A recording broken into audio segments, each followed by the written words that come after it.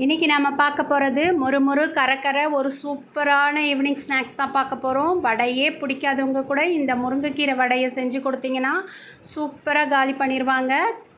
எவ்வளோ செஞ்சாலும் பத்தாது. எப்படி செய்கிறதுன்னு பார்க்கலாம், வாங்க வீடியோக்குள்ளே போகலாம்.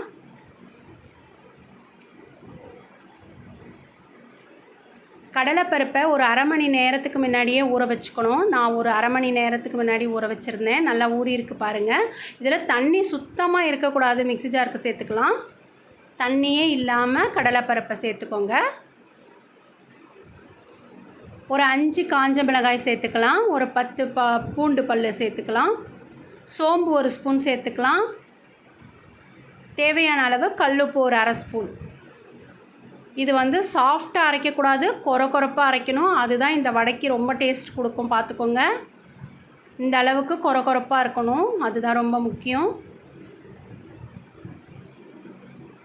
ஒரு ஸ்பூன் அளவுக்கு அரைக்காத பருப்பு எடுத்து வச்சுருக்கேன், அதையும் சேர்த்துக்கலாம். ஒரே ஒரு பச்சை மிளகாயை நறுக்கி வச்சுருக்கேன். ஒரே ஒரு வெங்காயத்தையும் நறுக்கி வச்சுருக்கேன், அதையும் சேர்த்துக்கோங்க.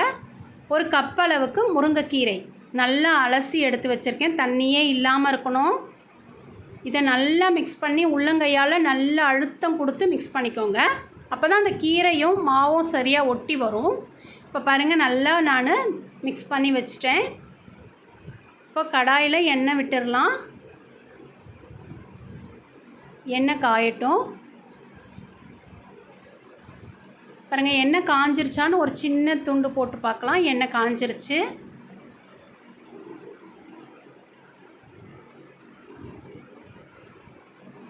பாருங்கள், ஒரு பிடி எடுத்து கையில் அழுத்தம் கொடுத்தா போதும். ரொம்ப கஷ்டமே இல்லை. அவ்வளோதான், ஒரே ஒரு ப்ரெஸ் கொடுக்கணும், அவ்வளோதான். சூப்பராக வடையை அழுத்து போட்டுடலாம். இதே மாதிரி இதுக்கு எந்த அளவுக்கு கொள்ளுமோ அந்த அளவுக்கு போட்டுக்கோங்க.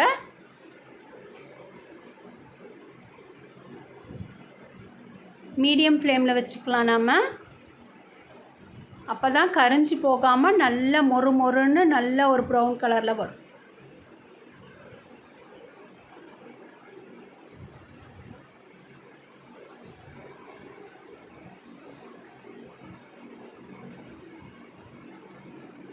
இப்போது நல்லா செவந்துருச்சு. இப்போ நம்ம திருப்பி போட்டுடலாம்.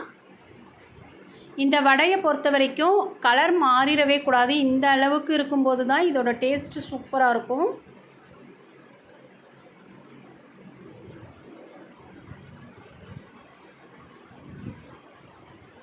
இப்போ வடை ரெடி ஆயிடுச்சு பாருங்கள், எடுத்துடலாம்.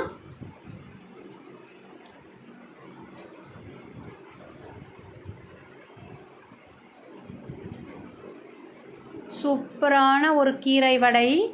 எவ்வளோ செஞ்சாலும் காலியாயிரும். அவ்வளோ டேஸ்ட்டாக இருக்கும். நம்ம கடைகளில் போய் வாங்கிறத விட நம்ம சூடாக செஞ்சு அப்போவே சாப்பிடும்போது இருக்கிற டேஸ்ட்டே வேறுங்க. ரொம்ப ஹெல்த்தியானதும் கூட. ஒரு வடையை புட்டு காட்டுறேன், எவ்வளோ நல்லா இருக்குது பாருங்கள். நல்லா மொறுன்னு சூப்பராக இருக்கும். இதே மாதிரி எல்லோரும் செஞ்சு பாருங்கள், ரொம்ப நல்லாயிருக்கும்.